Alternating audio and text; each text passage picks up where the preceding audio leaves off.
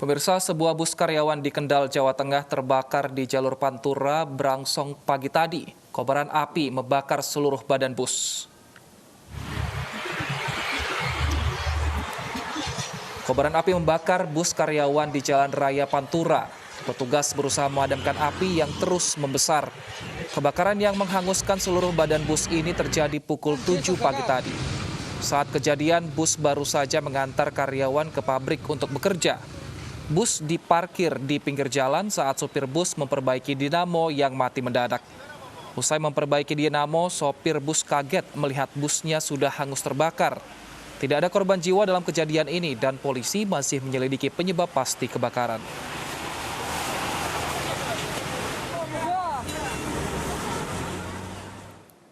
Pemirsa, petugas Sudin Perhubungan DKI Jakarta menggelar razia parkir liar di kawasan Menteng, Jakarta Pusat.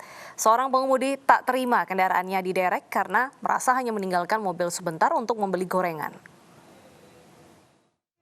Saya hanya beli gorengan. Saya tahu, Bapak keluar dari mobil tidak? Saya tidak parkir di sini ya. Bapak keluar dari mobil tidak? Saya tidak beli parkir. Dengan nada tinggi, pria ini tidak henti berkelit sambil bertahan di dalam mobil agar bisa lepas dari incaran petugas Sudin Perhubungan. Kamu keluar dari mobil tidak? Tadi ibu gorengan itu. Bapak harus tak ibu. Upaya melawan petugas dengan adu argumen tidak juga membuahkan hasil, lantaran petugas tetap menderek paksa kendaraannya. Kalau tidak kamu kecewa berat. Saya hanya gorengan turun, ya. Kenapa harus diderek? Sedangkan yang lain tidak. Ya. Razia dilanjutkan dengan menyisiri ruas jalan lainnya, di mana dipadati banyak kendaraan yang masih nekat parkir sembarangan. Karena ada laporan masyarakat kepada kita, Sudin Perhubungan Jakarta Pusat, makanya kita lakukan penindakan di sini. Yang ada di sepanjang sini, mau alasan bagaimanapun, mereka kan sudah ada di belakang yang parkir semua ya. Ya, tetap kita lakukan penindakan. Kecuali dia menyalakan lampu, ataupun memang ada orang di dalam, kita memang persilahkan jalan. Ini kan kendaraannya mati.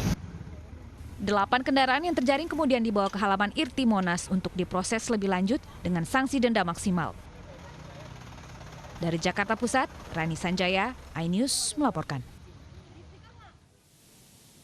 2 bangunan 4 lantai di Cideng, Jakarta Pusat ambruk. Diduga ambruknya rukan itu karena kelalaian pekerja. Rubuh dong. Sebagian puing bangunan rumah kantor yang ambruk Kamis sore hingga pagi tadi belum sepenuhnya dibersihkan. Material bangunan yang sampai ke jalan raya sebagian sudah mulai dibersihkan. Bangunan yang ambruk ini merupakan gedung perkantoran yang sudah cukup tua. Bangunan ini rencananya memang akan dirobohkan dan dibangun kembali sebagai hotel. Arus lalu lintas di Jalan Kiai Caringin dari arah Harmoni menuju Tomang sempat ditutup dan dialihkan melalui jalur bus Transjakarta.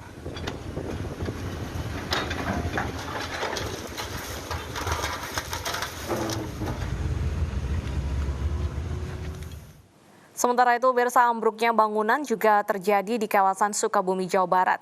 Kantor Badan Narkotika Kabupaten Sukabumi ambruk dan menimpa 5 orang pegawai bank.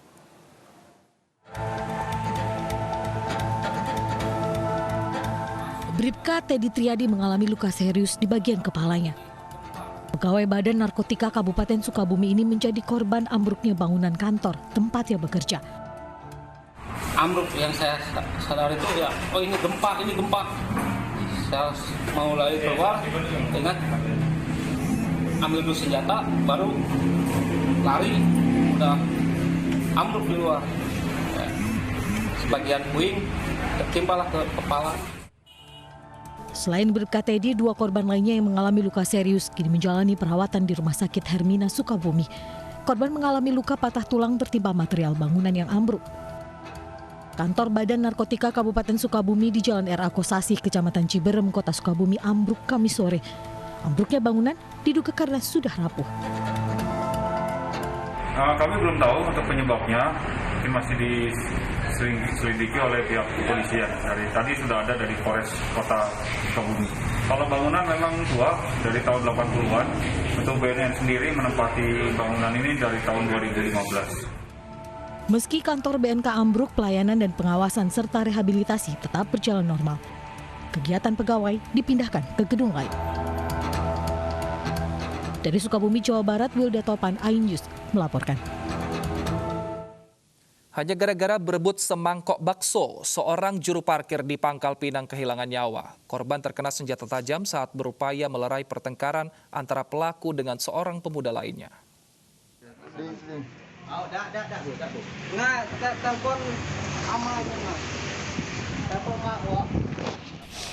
Seorang pemuda di Pangkal Pinang, Bangka Belitung tak bisa melawan saat ditangkap polisi.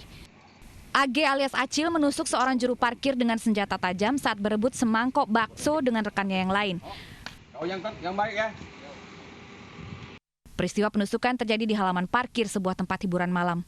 Pada saat kejadian, pelaku mengaku dalam pengaruh minuman keras. Korban mengalami luka pada bagian dada dan sempat dilarikan ke rumah sakit, namun meninggal dunia setelah 1 jam. Pas si Haris bawa baksonya, saya minta, tapi teman saya itu tahu kalau baksonya diambil sama saya juga nggak apa-apa. Ya, saya minta, dia nggak mau. Pas Pelaku kini mendekam di sel tahanan Mapolres Pangkal Pinang dan terancam hukuman 7 tahun penjara. Dari Pangkal Pinang, Bangka Belitung, Haryanto, iNews melaporkan. Pemirsa, kasus pembunuhan juragan rongsokan di Desa Sidorejo, Mojokerto, Jawa Timur menemukan titik terang. Polisi menetapkan tersangka yang merupakan anak buah korban.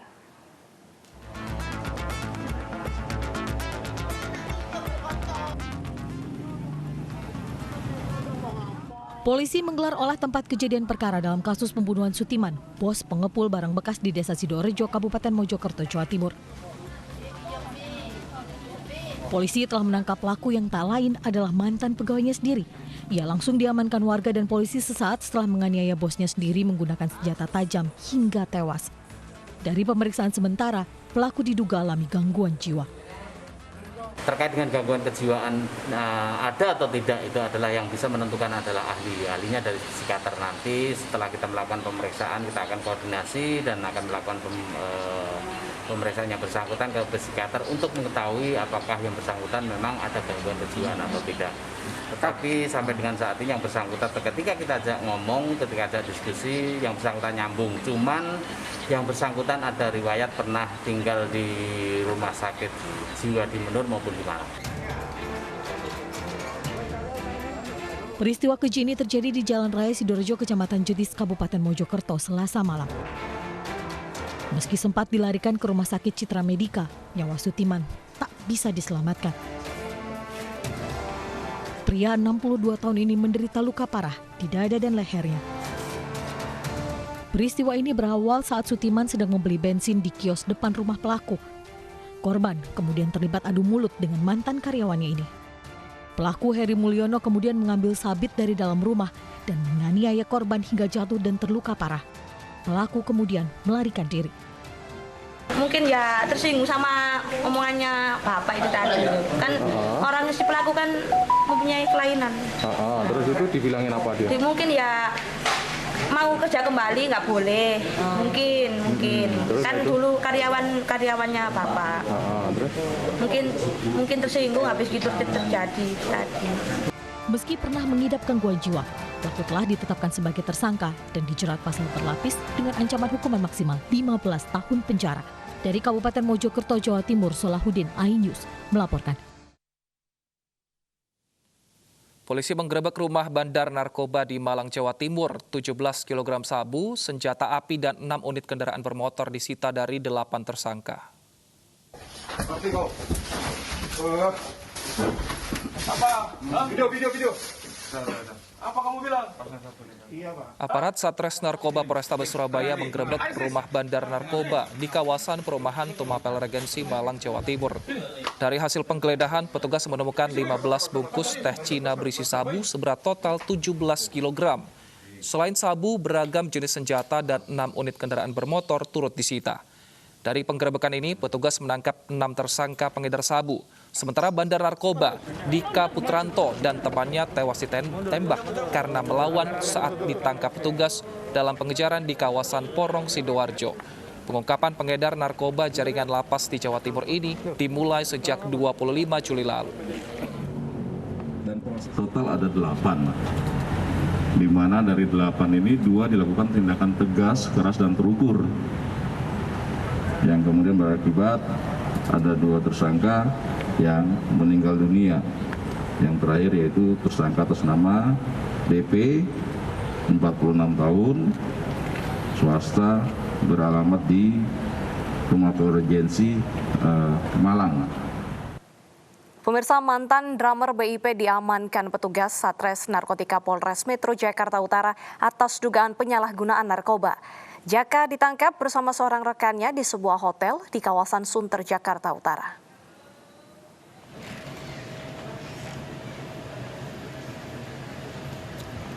Mantan drummer salah satu grup band tanah air, Jaka Hidayat, ditangkap Satres Narkotika Polres Metro Jakarta Utara.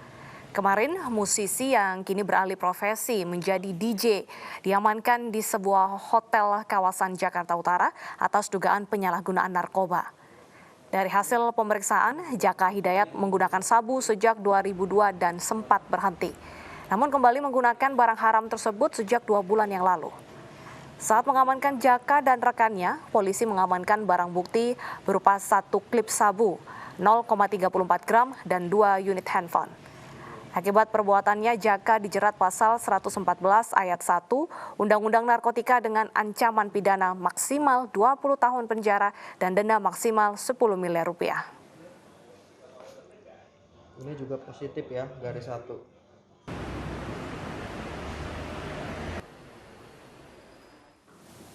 Untuk informasi selengkapnya sudah ada Kevin Pakan di Polres Jakarta Utara. Ya Kevin, bagaimana kelanjutan kasus penangkapan mantan drummer BIP ini?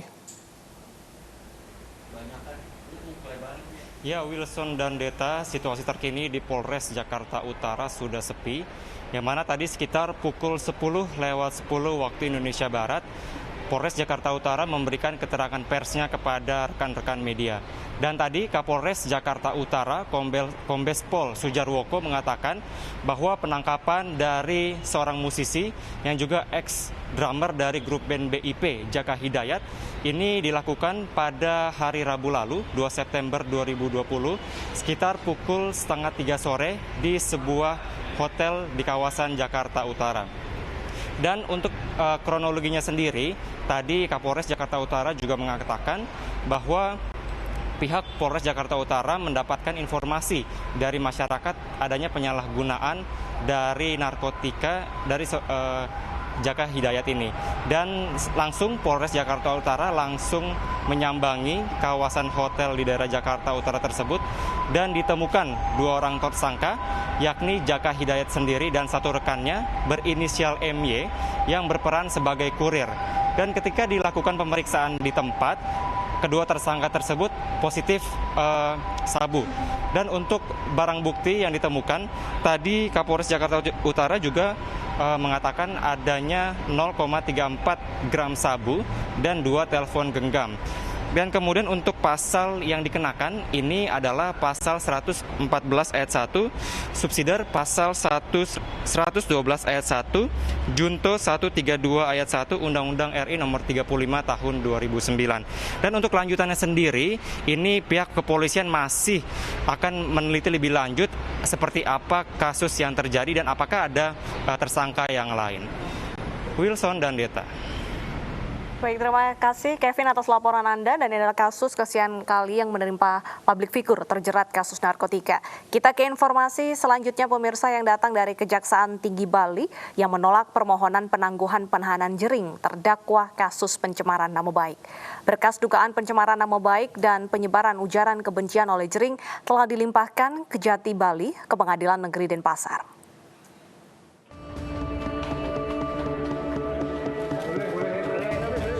Pengajuan penangguhan penahanan penabuh drum Superman is Dead Gede Ari Astina alias Jering kembali ditolak.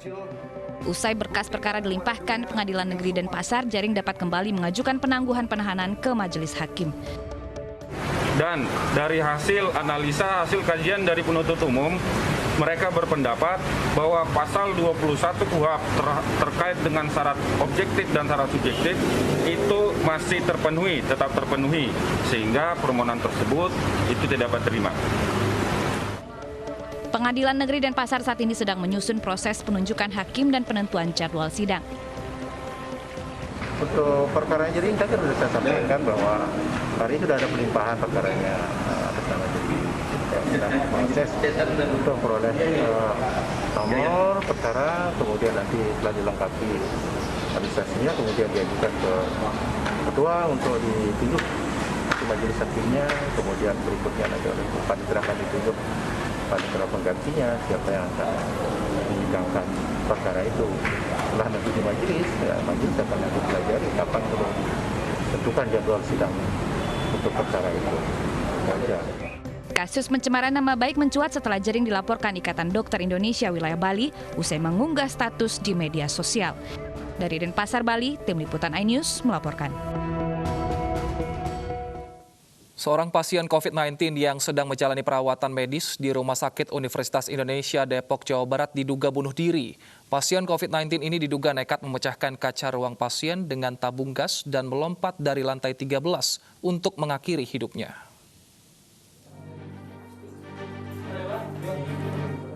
Seorang pasien COVID-19 diduga bunuh diri dengan cara melompat dari lantai 13 saat menjalani perawatan di RSUI. Jasad pasien berinisial YS 53 tahun ditemukan pada Kamis pagi oleh seorang perawat ketika mengecek ruang perawatan. YS merupakan pasien asal Tangerang yang dirawat di ruang Mahkota Dewa, lantai 13 RSUI sejak 27 Agustus karena positif COVID-19. Bersangkutan dirawat karena memang sedang dalam kondisi sakit penyakit COVID-19.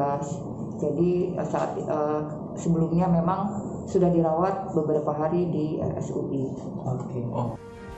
Jasad YS ditangani tim protokol COVID-19 RSUI dan kini pihak kepolisian tengah mendalami penyebab YS nekat mengakhiri hidupnya. Dari Depok, Jawa Barat, Yung Rizky, iNews melaporkan. Dan untuk informasi selengkapnya pemirsa sudah bergabung bersama kami Wakasat Serse Polres Depok Kompol Wadi Sabani. Selamat siang Pak Wadi. Selamat siang Mbak. Baik Pak Wadi, bagaimana sebenarnya kondisi terakhir dari korban bunuh diri ini Pak?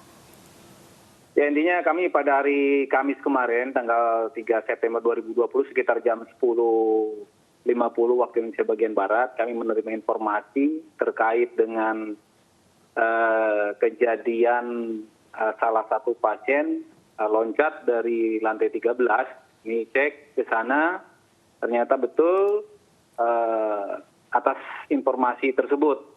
Kemudian terkait tersebut, karena ini memang pasien khusus, terkait dengan olah TKP, tentunya kita berkoordinasi dengan tim protokol kesehatan tempat atau rumah sakit tersebut, Mbak. Baik, Pak Wadi, sebelum korban bunuh diri, apakah kondisinya mengalami penurunan atau sudah jauh lebih baik karena dirawat COVID-19? Kalau terkait dengan masalah tersebut, Mbak, bisa nanti ditanyakan ke pihak rumah sakitnya saja. Intinya kalau dari kami, atas informasi atau keterangan dari saksi-saksi, khususnya beberapa orang perawat dari rumah sakit tersebut, kami konsen kepada kejadiannya bahwa memang korban pada saat akan dilakukan visit oleh perawat, ternyata korban memecahkan kaca diduga dengan menggunakan tabung gas dan kemudian meloncat ke bawah. Demikian, Mbak. Lalu apakah saat ini korban sudah dimakamkan, Pak? Setelah dicek terkait kondisi korban langsung oleh tim protokol kesehatan COVID yang di rumah sakit UI tersebut, selanjutnya tim berkoordinasi dengan gugus tugas yang di wilayah Kota Tangerang, karena memang korban atau pasien ini berasal atau kiriman dari wilayah Kota Tangerang, dan untuk selanjutnya jenazah dibawa ke wilayah Tangerang Kota itu. Apakah sudah diketahui penyebabnya mungkin karena depresi atau ada tekanan sosial? Sampai saat ini kami masih melakukan penyelidikan, Mbak, untuk terkait dengan motif ataupun penyebab pasien melakukan hal tersebut, untuk meloncat tersebut, Mbak. Untuk keluarga, apakah sudah ada keterangan dari pihak keluarga, Pak? Belum. Sampai saat ini belum. Keluarga kan masih berduka, Pak. Nah, lalu bagaimana dengan olah TKP, mengingat ini merupakan rumah sakit rujukan COVID-19, bagaimana kerjasama antara polisi dan pihak rumah sakit nantinya, Pak, untuk olah TKP? Dari awal ketika terjadinya kejadian ini, kami meluncur atau kami datang ke lokasi rumah sakit langsung untuk terkait olah TKP, pengurusan jenazah, pengecekan jenazah, langsung kita koordinasikan dengan tim protokol kesehatan COVID rumah sakit. Jadi tidak kami langsung, karena ini kan khusus. Perlu penanganan khusus, perlu alat-alat khusus, dan perlu skill khusus terkait dengan penanganan jenazah atau pasien yang diduga COVID ini. Baik, terima kasih Pak Wadi atas informasi dan waktunya bergabung bersama kami di iNews Siang.